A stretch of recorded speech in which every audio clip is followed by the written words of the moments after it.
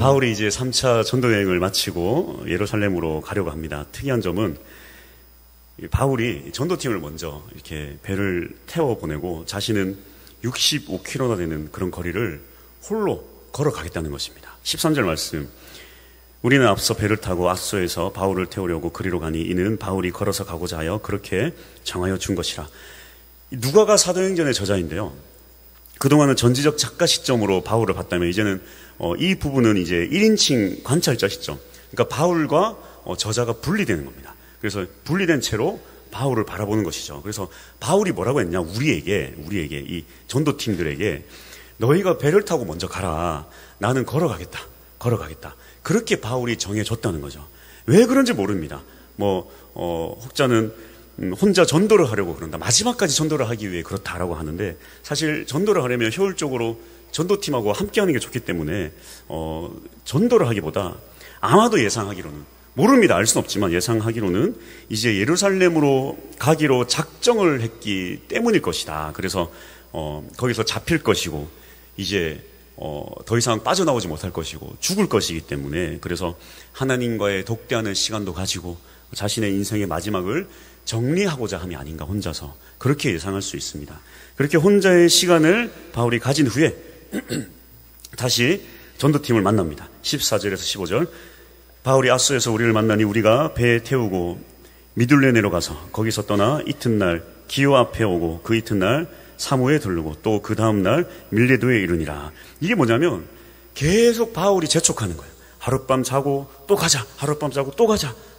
빨리 가자. 좀 지칠만도 한데 잠만 자고 일어나서 가고 또 가고 엄청 서두르고 있습니다. 이유가 뭘까요? 16절 바울이 아시아에서 지체하지 않기 위하여 에베소를 지나 배 타고 가기로 작정하였으니 이는 될 수 있는 대로 오순절 안에 예루살렘에 이르려고 급히 가미러라. 에베소는 바울이 너무나도 정이 든 곳입니다. 그곳을 꼭 들르고 싶은데 들르면 안 돼요. 지체되기 때문에. 그래서 그냥 빨리 가자. 거기를 쳐다보지도 않고 지나가는 것입니다. 제가 가끔씩 서울을 가면요. 한성교회를 지나쳐요. 안 봅니다, 저는. 네. 저희 큰딸은 금옥중을 안 보는 것 같아요. 안 보게 되면 아유, 저 가봐야 아는 사람도 없고. 어쨌든 그런 것 같아요. 예, 바울이 빨리 가자. 에베소가 오고 빨리 가자. 그렇게 빨리 지금 막 서두르고 있는 것입니다. 서둘러서 이제 예루살렘으로 가기 중간 지점에서 에베소 교회 장로들을 이렇게 청하여서 거기서 만나자. 그렇게 해서 에베소 교회 장로들을 만났는데요. 그들을 만나서 이제 바울이 마지막 인사를 합니다. 이거는 고별 설교라고 하지만 공식적인 설교라기보다는 사실 고별 인사가 더 가깝습니다. 그래서 먼저는 에베소에서의 자신의 사역들을 회상합니다. 오늘 본문 말씀 18절에서 21절인데요. 오매 그들에게 말하되 아시아에 들어온 첫날부터 지금까지 내가 항상 여러분 가운데서 어떻게 행하였는지를 여러분도 아는 바니 곧 모든 겸손과 눈물이며 유대인의 관계로 말미암아 당한 시험을 참고 주를 섬긴 것과 유익한 것은 무엇이든지 공중 앞에서나 각 집에서나 꺼리낌 없이 여러분에게 전하여 가르치고 유대인과 헬라인들에게 하나님께 대한 회개와 우리 주 예수 그리스도께 대한 믿음을 증언한 것이라. 진심을 다해 복음을 전하고 진심을 다해 교회를 세웠다. 그런 얘기를 하는 겁니다. 그리고 이제 무슨 얘기를 하는가? 앞으로 그가 가야 할 험난한 길의 여정을 말합니다. 22절 보라 이제 나는 성령에 매여 예루살렘으로 가는데 거기서 무슨 일을 당하는지 알지 못하노라. 이 새벽 시간에 사도행전을 계속 보고 있는데요. 보시면 알겠지만 유대인들이 아주 바울을 집요하게 공격합니다. 공격하고 계속 공격해요. 이들이 원래 예수님을 영접해야 될 하나님의 백성들인데 끝까지 바울을 공격하고 복음을 방해합니다. 지금 바울이 예루살렘으로 가는 이유가 뭘까요? 거기 유대인들이 가득한데 어떻게든 바울을 죽이려고 그냥 이를 바득바득 갈고 있는 사람들이 그렇게 많은데 거기를 가려고 하는 거예요. 거기로. 왜 거기를 가려고 할까요? 여기 보니까 나는 성령에 매여.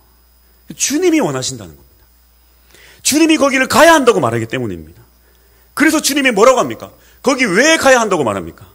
지켜준다고 하십니까? 아무 일도 없을 거라고 하십니까? 23절 오직 성령이 각 성에서 내게 증언하여 결박과 환난이 나를 기다린다 하시나. 주님은 결박과 환난이 기다리고 있을 것이지만 가라. 그래도 가라. 이것이 바로 그리스도인의 삶입니다. 주님이 가라면 가는 삶이에요. 결박당하고 고소고발당하고 또 채찍을 맞을 테지만 그래도 가라는 것입니다. 왜? 주님이 그렇게 해서라도 해야 할 일이 있기 때문입니다. 24절 함께 한번 읽어볼까요? 자, 시작. 내가 곧 하나님의 은혜의 복음을 마치려 하면은 나의 생명조차 조금도 귀한 것으로 여기지 아니하노라.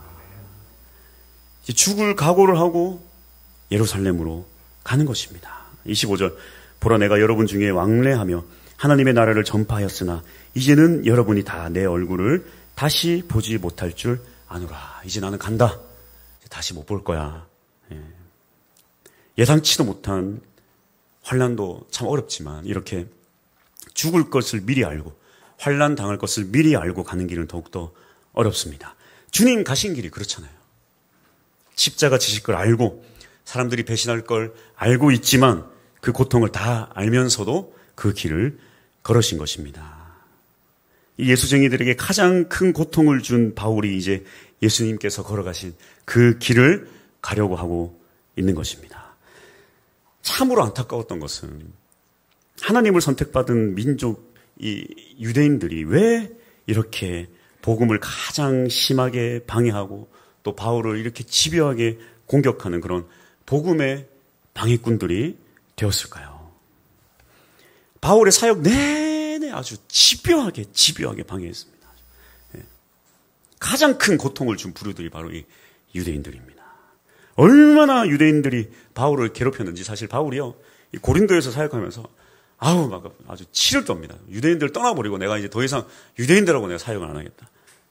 이방인들하고만 사역하겠다. 그렇게까지 이야기할 정도였습니다. 네. 그럼에도 불구하고 그는 이 마지막 전도 여정을 그 유대인들이 있는 곳으로 떠나려고 합니다.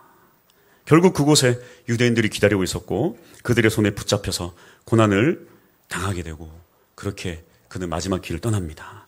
단언코 말하건대 바울의 이런 고귀한 희생이 세상을 변화시켰습니다. 바울이 없었으면 이렇게 세상이 복음화 될 수가 없었어요. 세상을 변화시켰습니다. 예수님께서 뭐라고 했습니까? 제자들에게 나보다 더 큰 일을 하는 너희가 나보다 더 큰 일을 하리라. 바로 이 바울을 두고 하는 말이에요. 이것이 바로 하나님께서 세상을 바꾸는 방식입니다. 세상은 하나님께 순종하는 사람들을 통해서 하나님이 들어서 사용하셔서 이 세상을 변화시킵니다. 사실 목적은요, 고난이 목적이 아니에요. 환난이 목적이 아닙니다. 하나님이 무슨 환난을 즐겨 하시는 분이 아니에요.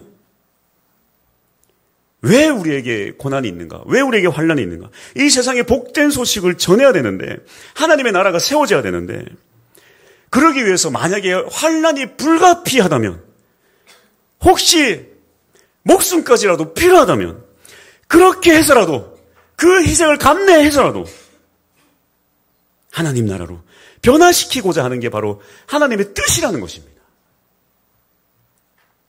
그래서 이 그리스도인을 한마디로 정의하자면 세상을 하나님의 나라로 변화시키는 자들이다. 이 변화에 고난이 필요하다면 때로는 고통과 환난이 필요하다면 목숨이 필요하다면 그렇게 해서라도 세상을 변화시키는 자들이 바로 그리스도인들입니다. 인사합시다. 당신이 세상을 변화시킬 것입니다. 인사합시다. 너네들을 위한 설교가 아닌데 인사하자 그래도 무시하면 안 됩니다. 얘들 커가지고 어떻게 될지 몰라요. 인사합시다. 너 어떻게 될지 몰라. 잘할게. 인사할까? 나만 보지 말고 옆에 인사하라고. 알았어. 안 해도 돼. 그래. 감사해요. 저만 바라봐줘서. 그래서 하나님은 당신께 순종하는 그런 하나님의 사람이 절실히 필요하세요. 절실히 필요합니다. 많은 사람들이 세상을 바꾸고 싶어 하잖아요. 하지만 세상이 쉽게 바뀌지 않습니다. 왜 그렇습니까? 바꾸고자 하는 마음만 있을 뿐 그 누구도 희생하지 않고 나서려고 하지 않기 때문입니다. 희생과 고난이 점점 사라지기 때문이에요. 단언컨대 이 고난과 이 희생은 그리스도인의 것이어야 합니다. 세상을 바꾸기 위해서 고난이 필요하다면, 환난이 필요하다면 그 고난과 환난은 그리스도인의 것이어야 해요. 그러지 않으면 세상에 문제가 생깁니다. 세상에 문제가 돼요. 서초동에서, 초등학교에서 한 교사가 학교에서 스스로 목숨을 끊었습니다. 난리가 났어요. 이미 사람들의 인식 속에는 어떤 인식이 있었습니까? 이 공교육이 죽었다. 모두가 다 알고 있어요. 모두가 다 알고 있습니다. 모르는 사람 없어요. 또 그동안 많은 교사들이 죽었습니다. 모두가 쉬쉬해요. 대부분의 사람들은 그거 어쩔 수 없다고 하고 그냥 그저 살아가는 것입니다. 근데 이번에는 그냥 넘어가지 않아요. 왜? 학교에서 일어난 일이기 때문에. 결국 이 교사의 죽음으로 세상이 변화되는 거예요. 많은 사람들이 깨어납니다. 제가 지금 이것을 이야기하는 이유는 이게 지금 무슨 긍정적이냐 부정적이냐를 제가 말하는 것이 아닙니다. 이것이 무슨 정치적으로 어떤 의미를 말하는 걸 제가 그런 의도로 말하고자 하는 것이 아닙니다. 중요한 것은 이 일을 통해서 이 교육이, 우리나라 공교육이 이 사건 이전과 이후로 나뉘었다는 것입니다. 세상이 바뀌었어요. 근데 왜 이렇게 돼야 되는 것입니다. 왜? 이건 하나님의 방법이 아니에요. 하나님이 원하는 방법이 아닙니다. 이런 식으로 세상이 바뀌는 것은. 서초동에 수많은 교회가 있고 수많은 성도들이 있는데 그들 뭐하고 있었다는 것입니다. 이미 엄청난 수많은 문제들이 학교에서 일어나고 있었는데 도대체 기독교인들은 뭐하고 있었다는 것입니다. 왜 그리스도인들은 고난을 당하지 않고 환난을 당하지 않고 이렇게 잘못됐다 때까지 그냥 방치하고 있어야 되는 것입니다.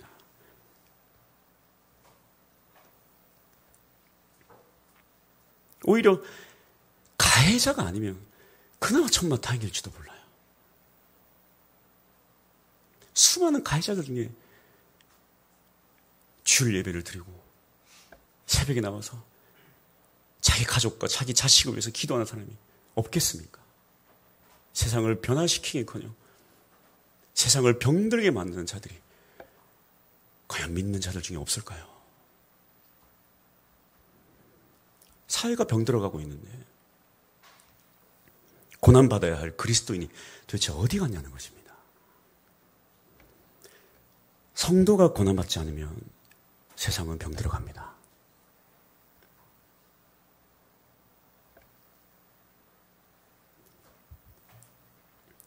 고난은 그리스도인의 것이어야 합니다. 고난은 우리 것이어야 해요. 이것이 바로 주님께서 우리에게 주신 사명입니다. 그래서 이 기복신앙이라는 것이 무엇이냐? 바로 이런 하나님과 아무런 상관없는 자신만의 신앙과 자신만의 믿음으로 살아가는 것이 바로 기복신앙입니다. 무슨 돈을 많이 버는 게 이게 기복신앙이야. 뭐 그게 기복신앙이야. 그거 아니에요. 세상에서 성공하는 게 기복신앙이다. 아니에요. 뭐 건강하게 원하고 자녀가 잘 되게 원하는 게 그게 기복신앙. 그런 거 아니에요. 그런 거 아니에요. 부자냐, 가난하냐, 이게 문제가 아니라는 것입니다. 기복신앙이 뭡니까? 하나님의 눈물이 있고 하나님의 마음이 있는데 이 세상이 너무나도 잘못돼 가고 있는데 거기에 이 믿는 자들의 고난과 고통을 통해서라도 변화되어야 될 세상이 있는데 아무도 가지 않는 것, 아무도 갈 사람이 없는 것, 이것이 바로 기복신앙입니다. 하나님의 방법은 무엇인가? 바로 이것이에요. 병든 세상이 변화되기 위해 희생자가 필요하다면, 누군가의 희생이 필요하다면 너희들이 그곳에 갔으면 좋겠다. 이것이 바로 하나님이 이 세상을 바꾸고자 하는 뜻이에요. 여러분이 그곳에 있기를 원합니다. 그것이 축복입니다. 그것이 은혜예요. 그러한 길을 걸을 수 있는 우리 모두가 될 수 있기를 축복합니다. 저는 이 동네에서 살았습니다. 이 동네에서. 북성초도 너무나도 잘 알고. 여러분들이 북성초 뒷길을 외우지 못하시는 걸 보고 저는 이해를 못하다가 나중에는 좀 이해를 하려고 했습니다. 네. 저는 여기서 살아가지고 북성초는 너무나 잘 알고 있는데 발음이 좀 어렵더라고요. 북성초 뒷길, 북성초 뒷길. 교회가 어디 있는가? 북성초 뒷길. 네. 이제 외우셨죠? 아쉽네. 이거 언제 또 써먹어야 돼. 내년까지 꼭 외우셨다가 지금. 네. 이곳에서 자랐습니다. 너무 잘 알아요. 여기를 잘 압니다. 네. 그래서 항상 제 마음은 이곳을 향해 있었습니다. 마산. 네. 왜냐하면 여기서 이렇게 신앙생활을 하면서 참 이곳은 참 복음이 절실히 필요한 곳이구나. 선교지다. 제가 고등학교 때, 중학교 때 그런 마음이 있었어요. 이곳에 왜냐하면 학교를 가도요. 그때 우리 같은 경우는 학교에 54명 그 정도 있었잖아요. 저도 그랬거든요. 54명. 거기에 교회 다니는 아이들이 3명, 4명 있었어요. 그 3명, 4명도 숨어서 믿음 생활했습니다. 왜냐하면 기도하면 애들이 54명 중에 4명이 기도하면 50명이 뭐 다 득다같이 달려들어가지고 막 저기 도시락 뺏어 먹는데 어떻게 기도합니까? 그래서 네. 싸움을 잘하지 않는 이상은 기도를 할 수가 없는 거예요. 네. 그런 사회잖아요. 제가 특별히 싸움 잘하게 생겼습니까? 저는 싸움을 못합니다. 네. 맞지도 않았지만 때리지도 못했어요. 네. 원래 싸움은요, 싸움에 휘말리는 건 이렇게 연약한 사람들은 싸움에 휘말리지 않습니다. 때리지도 않아요. 제가 때려봐야 안 된다 싶으니까. 그냥 거기서 저는 막 이 강호동의 동네 아닙니까? 제가 보니까 강호동이 덩치 큰 게 아니에요. 그런 사람 수북합니다, 여기 아주. 네. 많아요. 나 깜짝 놀래요. 나는 운전할 때 조심해야 되겠다. 함부로 크락션 울리지 말아야 되겠다. 그렇게 하는데. 어쨌든 이곳에 있으면서 학교에 있으면 그냥 믿는 사람도 없고 열심히 전도해도 조금 교회 나오다가 교회 안 나오고 막 너무나도 참 이곳이 정말 변화됐으면 좋겠다. 교회 다니는 사람들이 많이 좀 나왔으면 좋겠다. 그런 마음의 부담감이 있었어요. 그래서 친구들도 다 교회 떠들고 하니까 얼마나 이곳에 대해서 항상 마음의 부담감이 있었겠습니까? 그 부담감을 계속 가지고 제가 저기 서울에서 사역을 하고 있다가 좀 그 마음이 좀 사라지는 그런 기간들이 있었어요. 그게 언제냐면 한성교회를 사역하면서입니다. 약 한 5년에서 6년 정도는 좀 그런 마음이 사라졌던 것 같아요. 대신에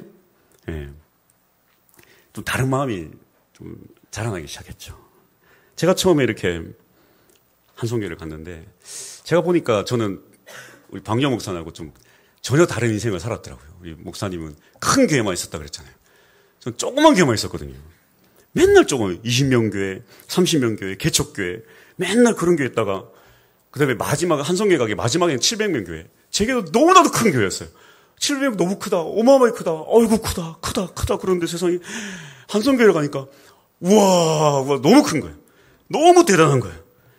그래서 처음 한성교회 사역하겠다 가가지고 금요 철화를 참석을 했는데 금요 성령 집회를 참석을 했는데 세상에 막 정신도 없어 죽겠는데 마지막에 도목사님이 탁 기도회를 끝나고 누가 갑자기 마이크를 잡더니 막 주야 막 그러는 거예요.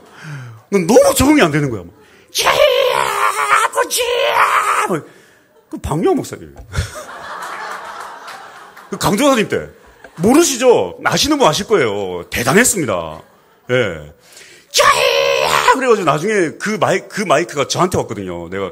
제가 누구를 흉내내냐면 제가 박영호 목사님 그때 들었던 거 흉내낸 거예요. 그래서 한 거예요, 제가. 막 무슨 야, 저러다 가겠는데? 저 싶은 거예요. 그때는 되게 잘생겼었거든요. 쭉 해가지고, 야, 저렇게 잘생긴 사람이 있구나. 그랬는데, 그때는 또 약간, 눈도 약간 돌아 있었습니다. 이거 왔는데, 난 목사라고 왔는데, 강도사님인데, 안녕하세요. 근데, 그때는 무서웠어요. 아주. 눈빛에 짓밟히겠다 싶었는데, 야, 어제 설교 들었잖아요. 절대 지지 않는다고. 야, 전부 그런 사람들이지. 한성계. 전부 그런 사람. 절대 지지 않는다, 내가. 짓밟는다네, 아주. 야, 그 촌놈이 그거 가지고 얼마나 내가 안 짓밟히려고 그냥 바득바득 내가 이를 갈고. 네. 네. 살아나기 위해서 발버둥치면서 아주 내 마음속에 원래의 그 마음이 사라지기 시작하는 거예요. 네. 그러면서 어떤 마음이 올라오냐면 성공하고 싶다. 내 이 서울에서 내가 이 경기도권, 이 서울권에서 내가 한번 좋은 데 한번 가고 싶다. 그런 마음이 올라오더라. 네. 그런 마음이 올라오더라. 그랜저 사주는 게. 그랜저가 무슨 의미냐면 저 어릴 때 제일 좋은 차가 그랜저였거든요. 지금은 아닌데 그랜저 하면 성공의 상징이잖아요. 그렇죠? 뭐 그랜저 저 좋아하지 않습니다. 싫어해요. 네. 그런 의미가 아니라 막 그런 마음이 올라오는 거예요. 그렇게 5년, 6년 가까이를 제가 원래 품었던 마음들이 잊어버리고 살다가 서건재 목사님이 마상 갈 거냐 그 한마디에 그 꽁꽁 숨겨왔던 것이 한 방에 팍 올라오더라고요. 팍 올라오더라고요. 내가 아무 생각 없이 내가 간다고 그랬어요. 아무 생각 없이. 꽁꽁 숨겨뒀던 그곳을 향한 그 마음이 터져버렸습니다. 터져버렸어요. 물론 제가 이곳에 와서도 한동안 그 대박의 미련을 버리지 못한 건 아니에요. 예. 두렵기도 했어요. 내가 이곳에서 점점 내가 낙후되는 게 아닌가. 그런데 제가 이곳에서 우리 충만교회 성도님들과 함께 사역하면서 깨달은 것이 있다면 이제야 하나님의 마음을 조금 알겠더라고요. 조금. 이게 참 사람이 웃긴 게요. 제가 한성교회에서 사역하면서는 하나님의 마음을 전부 다 아는 줄 알았는데 여기 와서 보니까 아무것도 모르고 있더라고. 그러면서 이제 조금 알겠어. 조금. 하나님 마음이 그거구나. 하나님의 마음이 그거구나. 교회가 가야 할 길을 조금 알겠더라고. 제가 그곳에서는 교회란 무엇인가 열변을 토했지만 지금은 교회가 무엇이냐고 물어보면 제가 말 잘 못합니다. 그래도 굳이 말한다면 이제야 조금은 한마디는 하겠더라고요. 우리 교회가 이 지구촌 전체를 변화시킬 수는 없지만 그래도 이 동네는 변화시킬 수 있겠구나. 이것 조금은 알겠더라고요. 하나님의 마음은 알겠더라고요. 이 동네를 무시하면 안 돼요. 교회 잘 안 나오시는 분들입니다. 교회를 안 나오세요. 이 동네도요. 이 교회가 그리고 온 성도가 한 마음으로 헌신하고 희생하지 않으면 한 명도 이 교회로 오지 않아요. 절대 오지 않습니다. 절대 변화되지 않아요. 꿈쩍도 하지 않아요. 그 문짝에 붙여놓은 부적들이 절대 띄어지지 않는다는 것입니다. 감사하게도 절실한 마음으로 헌신하고 희생하고 이렇게 힘써주셔서 그렇게 하시는 우리 충만교회 성도님들이 계셔서 조금씩 변해가고 있습니다. 제가 이런 저 돈 내기 잘 안 하는데 이건 제가 그냥 그걸로 얘기하는 거예요. 간증으로. 우리 교회가 한 달 벌어서 한 달 그러니까 항상 재정이 0인 교회입니다. 너무 감사해요. 근데 이게 얼마나 감사한지 아세요? 항상 재정이 0인데요. 그럼 아무것도 못 해야 되잖아요. 근데 뭘 해도 0이야. 무슨 말인지 이해가 되십니까? 데크를 깔았는데도 0이야. 식당 고치고 화장실 했는데도 0이야. 우리 장모님하고 갑자기 용기가 생기더라고. 이러면은 건축을 해도 0 아닐까. 와, 나 그런 생각이 들더라고. 그래서, 진짜 사 펄 뻔했어요, 제가 어저께. 이거 하나님 이렇게 부어주시면은 이거 삽을 퍼도 되겠는데. 그래서 삽까지 못 퍼고 저 밑에 살짝 펐습니다, 저 밑에. 네. 저 컨테이너 한번 뚫었는데요. 와. 그러니까 이 은혜가, 영의 은혜는 정말 축복이에요. 여러분의 가정에도 이 영의 축복이 있기를 원합니다. 뭘 해도 영원이야. 이걸 해도 영원이야. 우리 교회가 이런 축복을 받았어요. 네. 뭘 해도 하나님이 딱 채워주시는 거예요. 솔직히 제 마음속에 조금 남았으면 좋겠는데 하나님 그러지 않으세요. 에이, 교만하면 안 돼. 그래가지고 뭘 해도 그렇게 우리 성도님들 가난하고 힘들고 어려움이 있을지라도 눈물로 헌신하고 자신의 것을 드리고 그렇게 하면서 이렇게 교회가 조금씩 변화돼 가고 있는 거. 그래서요, 아이들이 막 뛰어다니고 다음 세대 아이들이 오고 아이들이 와가지고 제가 그랬어요. 와가지고 좀 우리 청소년들이 와가지고 밤새 놀고 했으면 좋겠다. 막 악기 치고 막 난리 쳤으면 좋겠다. 교회는 엉망진창 되겠지만 원래 그게 교회다. 그랬으면 좋겠다. 그랬으면 좋겠다. 근데 그렇게 해요. 아이들이 와서 놀고 막 자유롭게 하고 즐겁게 하고. 제가 그래서 토요일 날은 막 요즘 새벽 1시 2시에 퇴근해요. 왜? 애들이 집에를 안 가니까. 집에를 안 가요. 그래서 부모님한테 연락했냐 다 확인하고. 어제는 사실 너무나도 미안하지만 11시에 보냈습니다. 내가 오늘은 안 되겠다. 너무 피곤하다. 집에 못 태워다 주겠다. 그래가지고 보냈는데 제 마음은 그게 아니에요. 할 수만 있으면. 그래서 부모님들은 맨날 교회에서 사냐 하지만 그게 은혜고 그게 축복입니다. 그렇게 하나님 품에 안겨 있는 게 낫지. 이 교회를 모르는 사람들이 어떻게 됩니까? 나중에 대학 가면. 이거 하는 거예요. 사람은 어디선가 가서 에너지를 쏟게 마련해요. 근데 교회에다 에너지를 쏟느냐? 이거에 에너지를 쏟느냐? 이 차이점 뿐이죠. 그래서 교회에서 항상 이렇게 차고 넘치는 거 너무나도 감사해요. 너무나도 은혜고. 이런 일들이 일어나고 있다는 것이죠. 또 이렇게 한성교회 성도님들이 오셔서 이곳을 아주 복음으로 쑥대밭 만들어주신 것 너무나도 감사합니다. 쑥대밭이 뭔지 아십니까? 쑥대밭. 쑥이 이렇게 자란 곳에는 다른 식물들이 못 자란다면서요. 쑥대밭이 되면 그곳은 끝이다. 쑥밖에 안 자란다. 그래서 쑥대밭이라고 한다 하더라고요. 복음으로 깔려버리면 모든 귀신도 떠나가고 이단도 떠나고 악한 것들도 떠나갈 줄 믿습니다. 할렐루야. 이렇게 이곳이, 이 동네가 조금씩 변화되는 것, 이것이 바로 하나님의 뜻이구나. 그러기 위해서 여러분들의 희생이 필요하다면, 땀이 필요하다면, 고난이 필요하다면, 무릎하기 아픈데도 쩔뚝거리면서라도 복음을 전해야 한다면, 나는 지금 너무나도 힘들어서 막 숨이 헐떡헐떡거리더라도 내 이 전도지 한 장이 필요하다면 그 희생과 그 고난을 통해서 이 세상은 점점 변화될 것입니다. 병들어 가던 것이 조금씩 회복될 것입니다. 저는 확신합니다. 이곳은 우리 충만교회 때문에 아무도 칼 들고 설치지 못할 것이다. 서울에 놀러가지 못한다고 막 그러길래 걱정하지 마라. 우리가 가는 곳에 주님께서 지켜주신다. 할렐루야. 그렇게 복음 들고 달려나갈 수 있는 우리 모두가 될 수 있기를 축복합니다. 할렐루야. 우리 찬양하겠습니다. 하늘의 문을 여서서. 하늘의 문을 여시고 하나님 이곳뿐만 아니라 생수의 강물이 차고 넘쳐서 여기서 아주 성령의 강물이 차고 넘쳐서 막 흘러 넘쳐서 이 마을 저 마을로 확 뻗어나갔으면 좋겠어요. 그런 환상과 그런 꿈을 다 꿨으면 좋겠습니다. 이곳에 하나님 성령을 부어 주시옵소서. 막 흘러 넘쳤으면 좋겠어요. 목사님 교회 뒤편에 가보셨다 그랬죠.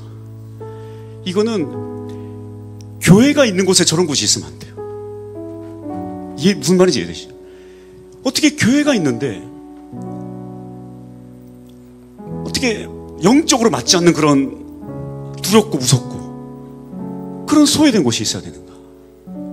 귀신 들리고 부적이 판을 치고 그런 곳이 교회 주변에 이렇게 저 뒤에 막 이거는 우리가 회개하고 기도하며 나가야 돼요. 이곳에 성령의 막 생수의 강이 흘러도 막 가야 되는 거예요. 저기로 막 난리 나야 되는 거예요.